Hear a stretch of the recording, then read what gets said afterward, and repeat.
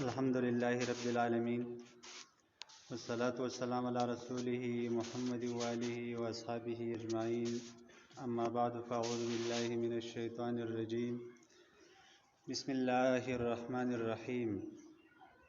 قل هو الله أحد الله الصمد لم يلد ولم يولد ولم يكن له كفوا أحد.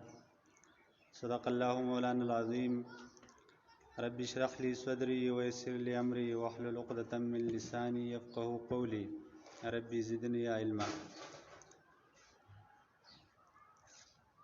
ډیر زیاتو محترمو معززو علماء کرامو مشرانو کشرانو او دننه ناسو خوږو خویندو او میندو، السلام علیکم ورحمت الله وبرکاته.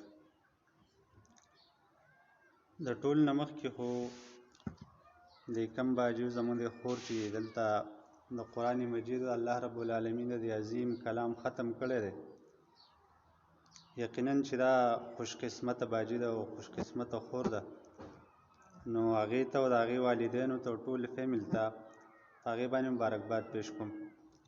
او د هغې نه وروسته کوم زنانه او زموږ خویندو میندو چې په دې درس کې شرکت کړی دی، هغه هم د مبارکباد وړ دي.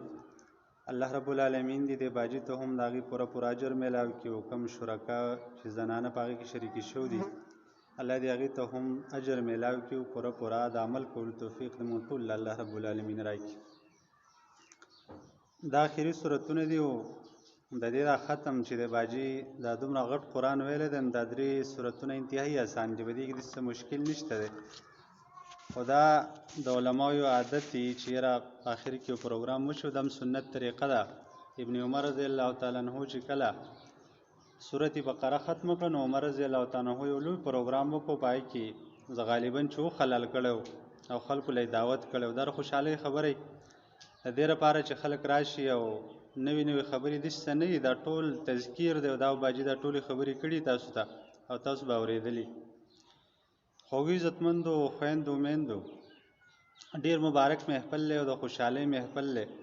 زموږ هم خوش قسمتي ده چې موږ ته په دې کې موقع میلاو شو، ځکه دې کې الله رب العالمین بخښنه کوي په داسې پروګرامونو کې په آخر کې. او دا هغه محفل دی چې نبی کریم صلی الله علیه وسلم د دې باره کې فرمایي چې مجتمع قوم فی بیت من بیوت الله یتلون کتاب الله و یتدارسونه بینهم، چې د الله رب العالمین د کورونو په یو کور کې خلک راجمع شي او د الله رب العالمین د کلام ذکر کوي، د هغې درس او تدریس کوي. رسول الله فرمایل چې الا نزلت علیهم السکینه، مگر په دغه خلکو باندې د الله رب العالمین خصوصي سکینه او رحمت را نازلیږي. وخفتهم الملائکه، او ملائکه د دې نه ګیر چاپیره ګیرا اچوي. وغشیتهم الرحمه، د الله رب العالمین رحمت په دې خلکو باندې راخورېږي. وذکرهم الله فی من عنده، الله رب العالمین د دې خلکو تذکره بره په اسمان کې د فرشتو په مخ کې کوي. او دا زموږ ایمان دی چې اوس به زموږ نه غیر چاپیره فرشتې هم ناست، ځکه نبی علیه السلام د ځانه خبرې نه کوي، هغه د الله رب العالمین چې کوم وحی ورته راغلی هغه بیانوي، او زموږ پیغمبر دی هغه رښتیا وایي، دروغ چېرته نه دی ویل. نو دا زموږ ایمان دی چې الله رب العالمین به بره زموږ تذکره هم کوي، او دا خوشحالۍ خبره ده چې موږ په دغه محفل کې ناست شو.